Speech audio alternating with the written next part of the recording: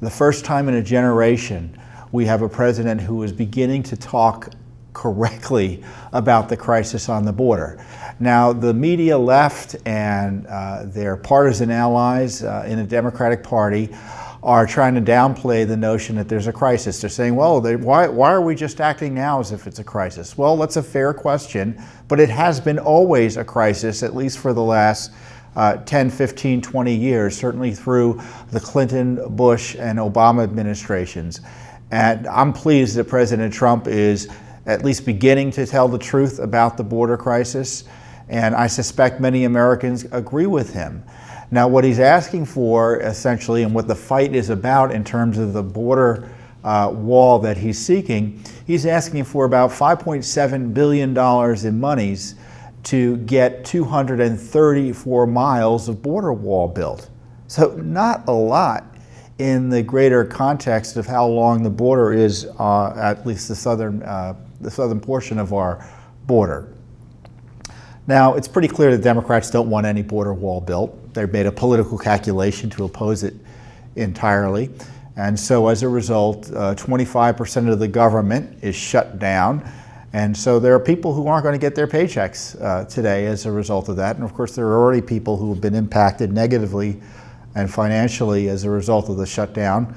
Now, if you're not in Washington, D.C., you probably don't notice much of the shutdown. But here in D.C., it's pretty obvious things have been significantly quiet as a result of government employees, about half of which have been asked to stay home. The other half have been deemed essential and been coming into work. But it's a lot quieter. But the question is, are we going to have a secure border, or are we going to have an open border? And can you have a secure border without the physical barrier that's being presented by the president and his administration? No, I agree, we need a wall. It's necessary. It's not sufficient, which is why the president's also asking for additional money, for instance, for immigration judges, to try to deal with the increased attacks on our asylum system through fraudulent claims for asylum at the border. You see these caravans, for instance. That was one of the big reasons they were pushing on their way up here, was to claim fraudulently asylum at the border, and other security measures to include the technology and other things the left pretends that they're in favor of. But I don't believe they're in favor of any of those things. I think the left largely is committed now, it's clear, based on this latest political fight, to an open border. And they're depending on you to not raise hackles about this. So the question is, what have you done to let your views be known to your elected representatives here in Washington about what you think about the border fight, about what you think about the wall? And I would suggest that you call your members of Congress or your senators, or both, at 202-224-3121. That's 202-224-3121, and let your views be known. Do you think that these government workers should be deprived of their income in an irregular way? You know, I believe in cutting government, but right now the left has decided that they don't want to fund government in an uncontrolled manner because they don't want security at the border through a physical barrier like the president's proposing. And they'll say anything. They'll say anything. They'll say they believe anything to make their argument. One of the fun things I've noticed is they're concerned about eminent domain on the border, that people's private property rights will be curtailed as a result of the government's need to appropriate property, supposedly, to build the border wall. Now, I don't know about you, but I don't believe the left is concerned about private property. I don't believe the left is concerned about the Constitution or the Takings Clause, which allows for the appropriation of private property for a public purpose.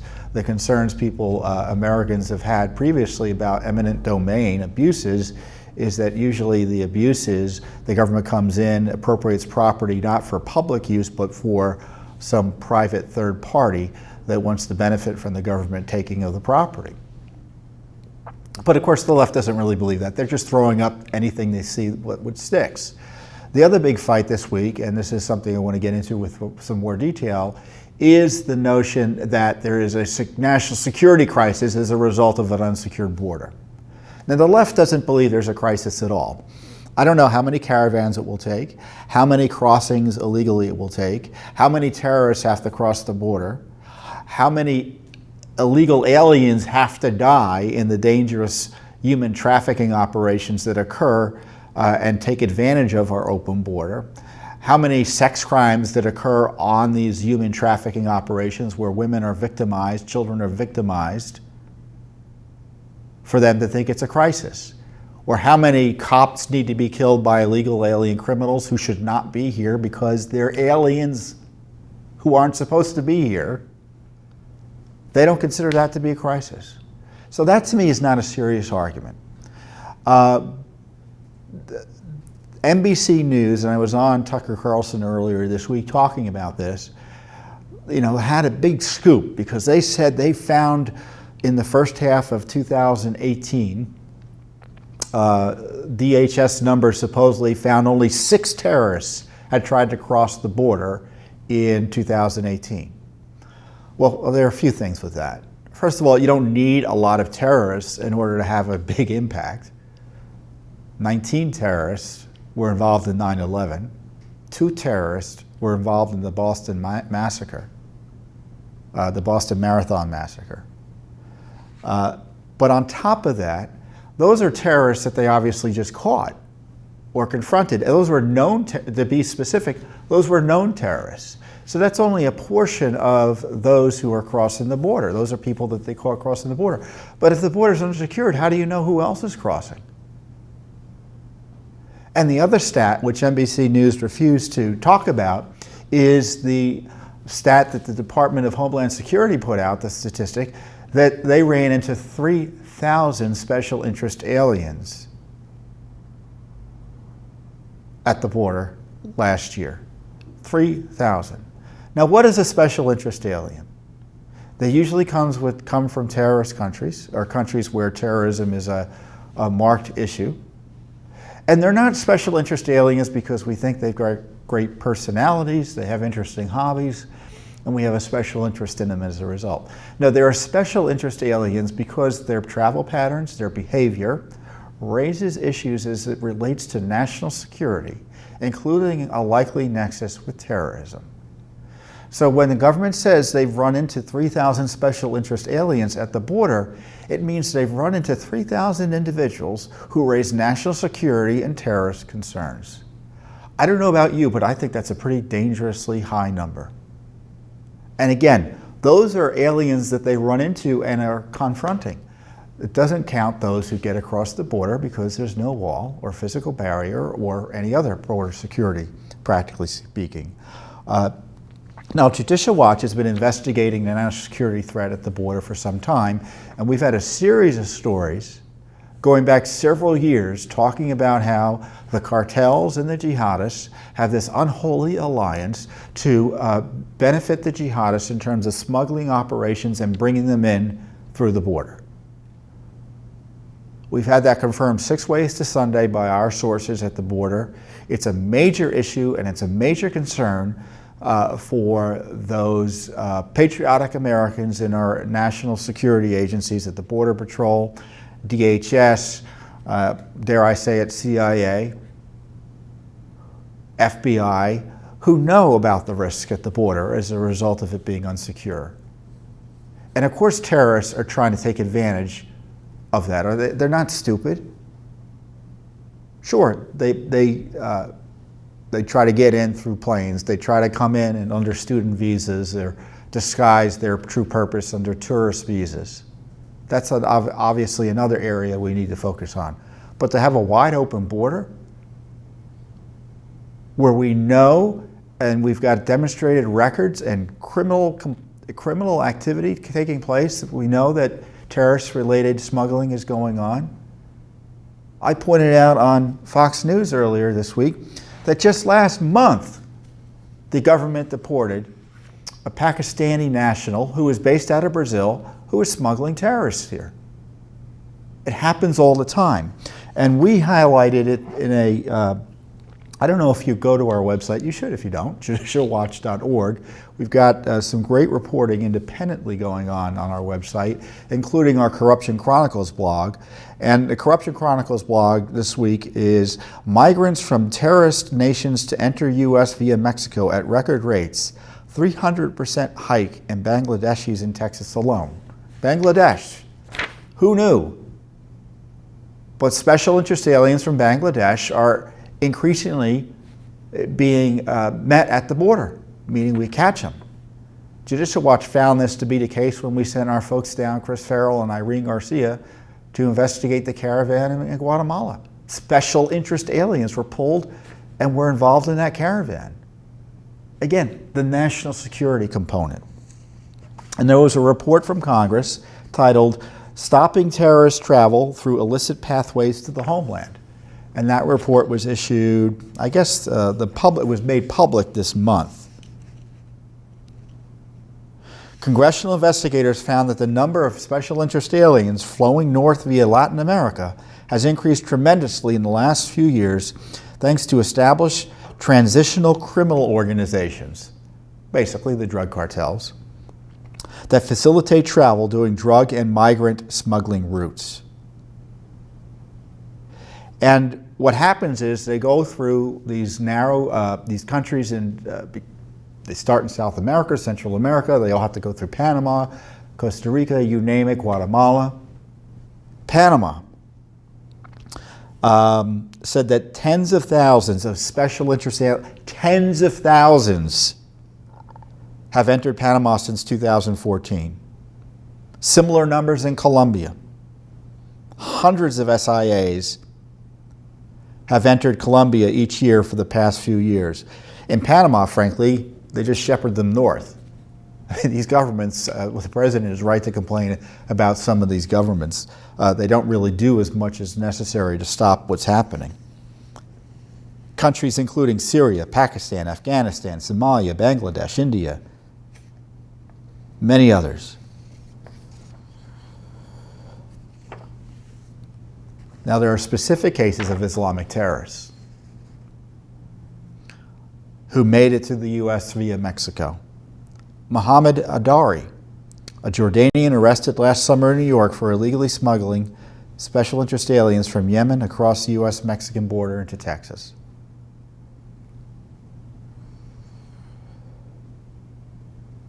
Sharafat Ali Khan, convicted for smuggling fellow Pakistanis with terrorism ties into the U.S. Somalian Abdullah Omar Fittis, a member of the Al-Shabaab terrorist group. Somalian Ahmad Mohammed Dakhani, a member of an Al-Qaeda-linked Al-Barakat and Al-Ithihad al-Islami, and Lebanese Mahmoud Yusuf Kourani, a fighter, recruiter, and fundraiser for Hezbollah. Kourani, this is great, paid a Beirut consular officer $3,000 for a Mexican visa and an additional $4,000 to be smuggled across the U.S.-Mexican border. This is dangerous. This is dangerous. And Judicial Watch, we've reported separately on these cartels. We had this gentleman out of New Mexico who was driving around in Chicago, confronted by the police finally at a gas station. He got out, he had an ISIS flag, and he was starting to blow up the car. Based out of New Mexico. With no doubt he was a cartel member.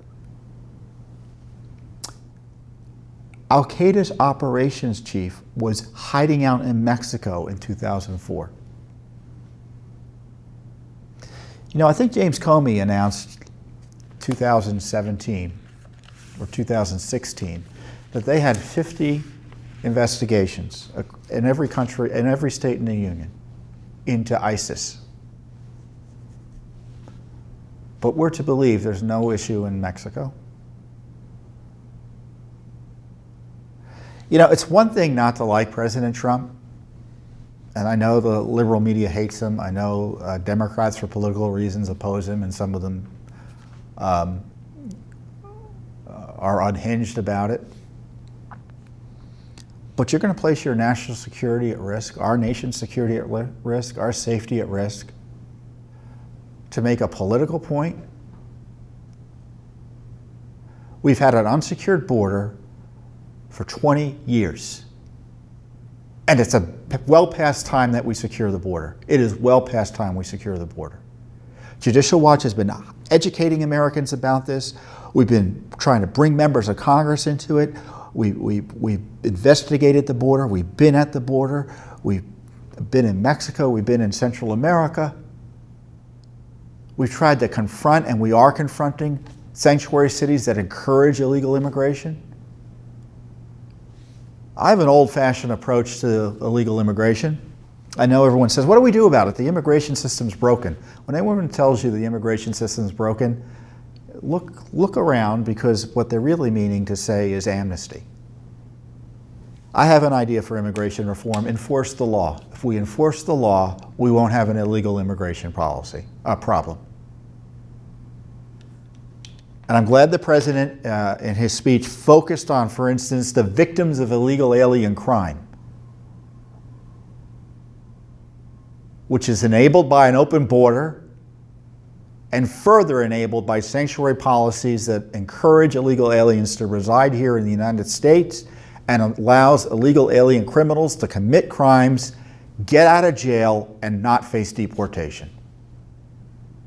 It's bad enough to be the victim of a crime by a fellow American citizen. And in many ways, those crimes are much of a failure of law enforcement and government as anything else too. But to be the victim of a crime of an alien person who's not supposed to be here is just such a moral outrage, and an outrage in terms of a failure of government to protect its citizens. You know, the federal government, despite our complaints about its size and complexity, you know, it's not too often involved in policies that affect your personal safety directly. Immigration is one of those exceptions, because the failure to secure the border, the failure to deport illegal aliens as the law requires, the failure to enforce immigration laws, puts your lives at risk, puts your family lives at risk, because it allows individuals who are not supposed to be here,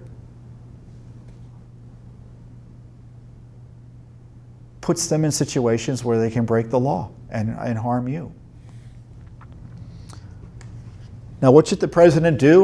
You know, the politics, I defer to the experts on the politics. Well, I really don't, but I guess I'll tell you what I think. I think he should insist on a wall, but I don't think we can wait for a wall.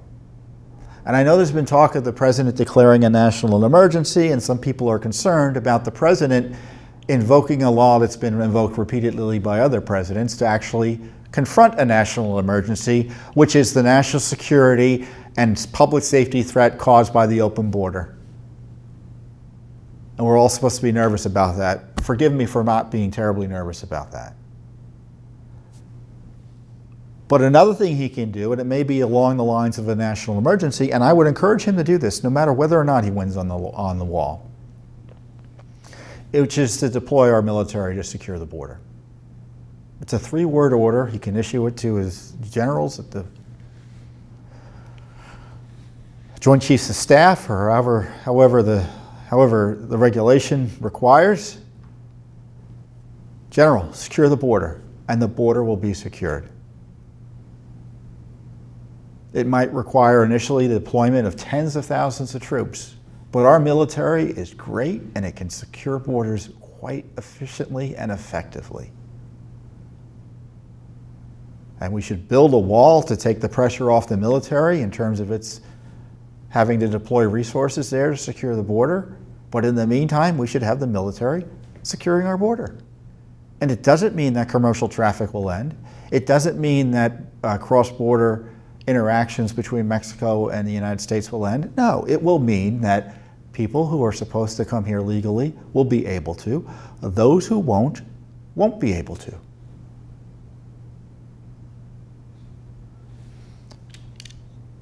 I've long believed that the military should be used to secure our border. I know the president is pulling troops out of Syria. He's thinking of pulling troops out of Afghanistan. I'm not saying put those poor guys and gals who have been deployed there for too long down in Mexico. But obviously, if we're going to deploy troops to defend our interests abroad, we can deploy troops to defend our interests here at home.